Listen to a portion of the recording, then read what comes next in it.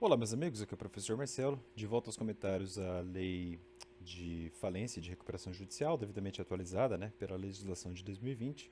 Avante! Bem, aqui é o canal Resenha Forense, se possível curta o vídeo, inscreva-se aqui no canal e se possível também ajude-o com apenas R$ 2 por mês no Apoia-se, o link está na descrição do vídeo, ou ainda sendo membro, o link fica aqui embaixo também. Vamos que vamos então, a gente chega na sessão que trata do encerramento da falência, né, uma hora tem que acabar a falência, e claro, extinção das obrigações do falido. Duas coisas que tem que acabar, que o mundo jurídico tem que dar conta, né? Acabar com a falência e também com as obrigações do falido. Né? O mundo o mundo continua girando e a gente tem que seguir adiante. Hoje a gente sai do artigo 154 e vai até o artigo 160, tá bom? Então vamos lá. 154 caput. Concluída a realização de todo o ativo, então tem que fazer todo o ativo, e claro, distribuído o produto, né, entre os credores, realiza o ativo e paga o credor, não é? Essa é a ordem. O administrador judicial apresentará suas contas ao juiz no prazo de 30 dias. Então ele tem 30 dias para prestar contas. Bem simples. Parágrafo 1º, né, sobre as contas. As contas que serão instruídas, né, ou seja, acompanhadas dos documentos comprobatórios. Então tem que juntar nota fiscal, quitações, todos os documentos, né? Então, as contas, para não dar confusão, ó, serão prestadas em autos apartados. E esses autos, ao final, serão apensados aos autos da falência. Então, para não misturar, porque os autos da falência em si já estarão lotados ali de documentos, enfim, de movimentações.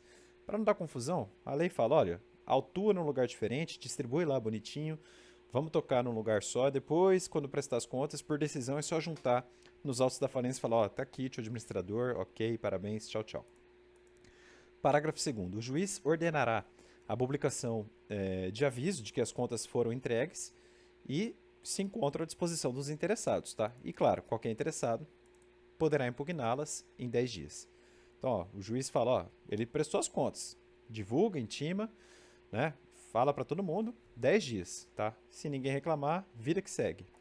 Parágrafo 3º. Decorrido esse prazo aí, né, do aviso e realizadas as diligências necessárias à apuração dos fatos, o juiz intimará o Ministério Público para que se manifeste em 5 dias. Então, passou os 10 dias, chama o MP, tá? O MP também falar sobre as contas prestadas pelo administrador, e após esses 5 dias, o administrador judicial será ouvido, se houver impugnação ou parecer contrário do Ministério Público. Então, tem aí um contraditório, uma ampla defesa do administrador, né?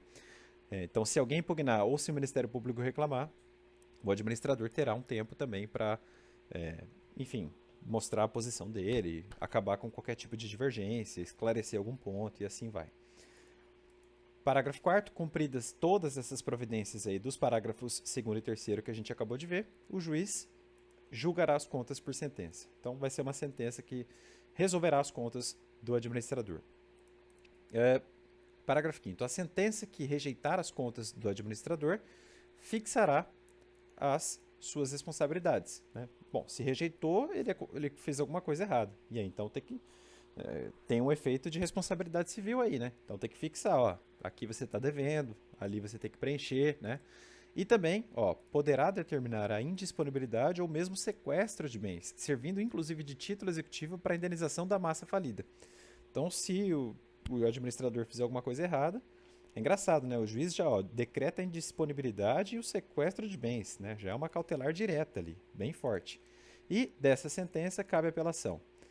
Geralmente, quando tem assunto recursal aqui, eu gosto de aumentar o tamanho da letra, mas aqui fica fácil, né? Contra a sentença cabe apelação, regra geral, não tem porquê. Também não existe uma razão prática aí para caber agravo de instrumento. Artigo 155. Julgadas as contas do administrador judicial, então, julgadas as contas do administrador judicial, na forma do 154 que a gente acabou de estudar, ele apresentará um relatório final da falência em 10 dias. Então, ele presta contas, as contas em tese são aprovadas, e aí ele vai ter 10 dias ainda para fazer um relatório final. O que ele vai ter que fazer nesse relatório? Ó, indicando o valor do ativo e do produto da realização, o valor do passivo e os pagamentos feitos aos credores, e especificará justificadamente as responsabilidades que continuará com o falido. Então, esse ponto final é o mais importante, né? Talvez o dado inédito desse relatório, né, final está aqui. Ele tem que especificar justificadamente as responsabilidades com que continuará o falido. O resto aqui, vamos combinar, né? É redundante. Se ele já prestou contas, esse relatório final vai ser um Ctrl+C, Ctrl+V ali. Né? Não tem por que inovar, mas isso aqui realmente é diferente. Né? Artigo 156 caput. Apresentado o relatório final, o juiz encerrará a falência por sentença e ordenará a intimação eletrônica das fazendas, né, todas elas, em que o devedor tiver estabelecimento e determinará, isso é importante também, e determinará a baixa da massa falida, né, da falida, no CNPJ expedido pela Receita Federal do Brasil, da Secretaria Especial, enfim, aqui é um efeito fiscal, né, apenas para que a fazenda se organize. A sentença de encerramento será publicada por edital, e dela caberá apelação, também nenhuma novidade aqui, né? Cabe apelação, segredo nenhum aí para vocês. O 157 ele foi revogado, ele dizia assim, o prazo prescricional relativo às obrigações do falido começa a correr a partir da data em que transitar julgada a sentença de encerramento da falência, não tem mais isso, tá pessoal? Então, ó, revogado pela Lei 14.112 de 2020, risco 157 do teu vademecum aí. Artigo 158. Extingue-se ou melhor, extingue as obrigações do falido. Número 1, o pagamento de todos os créditos. Pagamento de todos os créditos. Número 2, pagamento após realizado todo o ativo, olha que interessante, de mais de 25% dos créditos quirografários. Mais de 25% dos créditos quirografários, sendo facultado ao falido o depósito da quantia necessária para atingir essa porcentagem.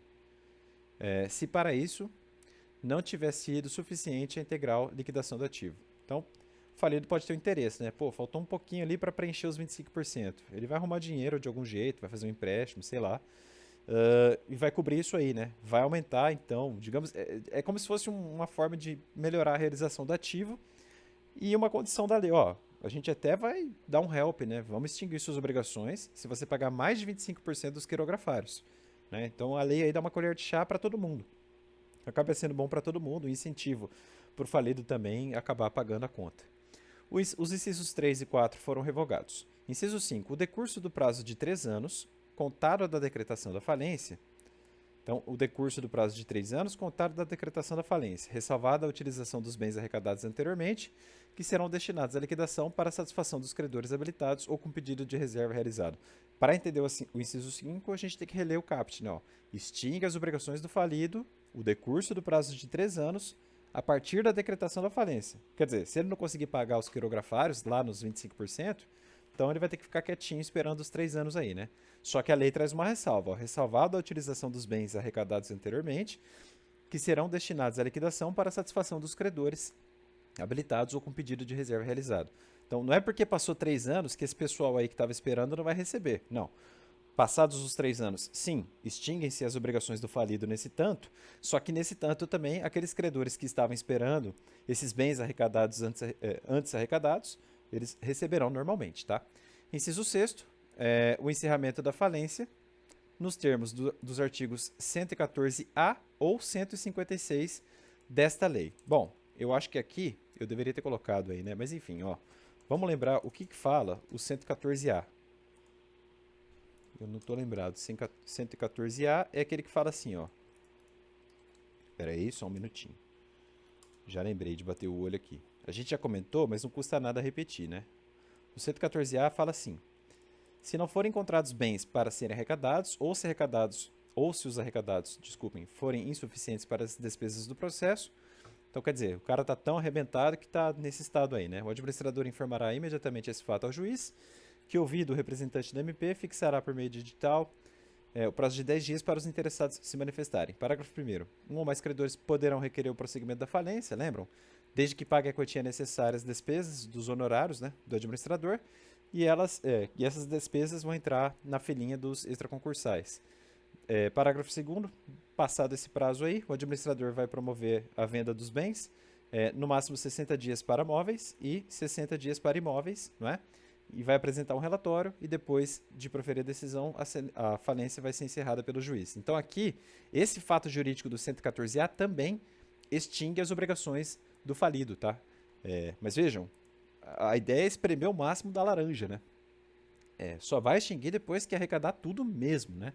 Depois que sugar tudo que o cara deixou. E é justo, né? Porque está extinguindo a obrigação. Um dia ele vai poder voltar para a praça, né? E o 156 também, né? Ele falou do 114A e também, ó, 156 está aqui. O 156 é aquele... Ah, a gente já leu hoje, está aqui em cima, né?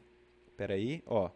Depois o relatório, baixa do falido no CNPJ, né? Aviso às fazendas e uma sentença de encerramento. Então, a sentença de encerramento da falência acaba sendo um fato jurídico que acaba, né, com as obrigações do falido. Só que tem esse inciso 5 aqui que não pode ser esquecido, tá? Tem que esperar os 3 anos aí. Acaba sendo uma...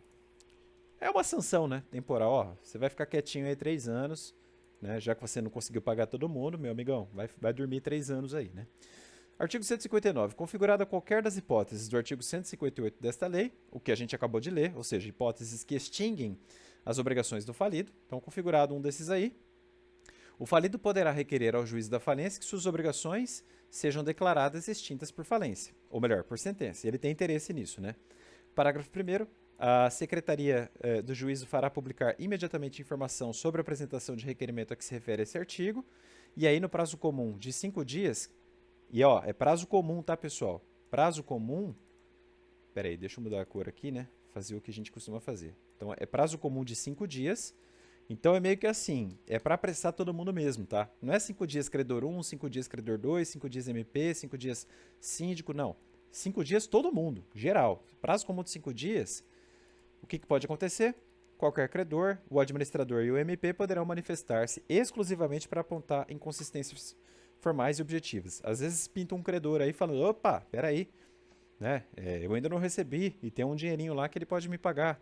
Então, o parágrafo 1º é a última das últimas chances aí que os credores têm diante da massa falida e do falido, claro, né? O parágrafo 2º foi revogado. Parágrafo 2º foi revogado.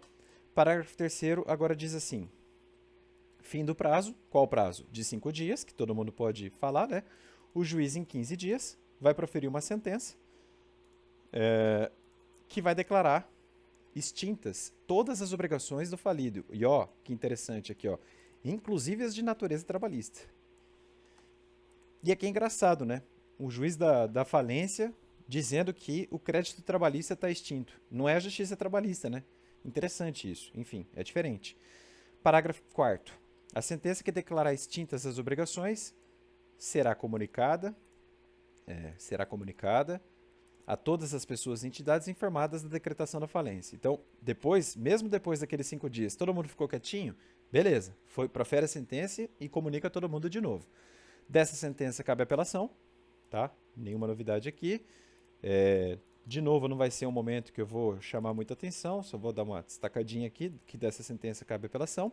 E depois do trânsito julgado, os autos serão apensados aos autos da falência. Beleza. Então, isso aqui é autuado num lugar estanque, né? Então, é um pedido estancado ali. É autuado num caderno novo. Artigo 159-A. A sentença que declarar extintas as obrigações do falido, nos termos do artigo 159 desta lei, que a gente acabou de ler, somente poderá ser rescindida por ação rescisória na forma do CPC, ou seja, estudem aí o artigo 966 do CPC, como a pedido de qualquer credor, caso se verifique que o falido tenha sonegado bens, direitos ou rendimentos de qualquer espécie anteriores à data do requerimento a que se refere o 159 desta lei. Então aqui acaba sendo uma ação rescisória com uma nova causa de pedir, né, diferente dos incisos do 966. Aliás, isso me interessa, eu tenho um livro sobre ação rescisória, então é um assunto que me chama a atenção. Parágrafo único. O direito à rescisão de que trata o caput desse artigo, tal qual ocorre já na ação rescisória comum, digamos assim, extinguir-se-á em 2 anos, então a decadência de 2 anos clássica da ação rescisória, e os 2 anos são contados do trânsito e julgado da sentença do artigo 159. E para acabar, artigo 160, verificada a prescrição ou extintas as obrigações nos termos desta lei, o sócio da responsabilidade, o sócio de responsabilidade limitada também poderá requerer que seja declarada por sentença a extinção de suas obrigações na falência. E assim terminamos mais um vídeo aqui do nosso projeto. Um abraço e até mais. Tchau, tchau!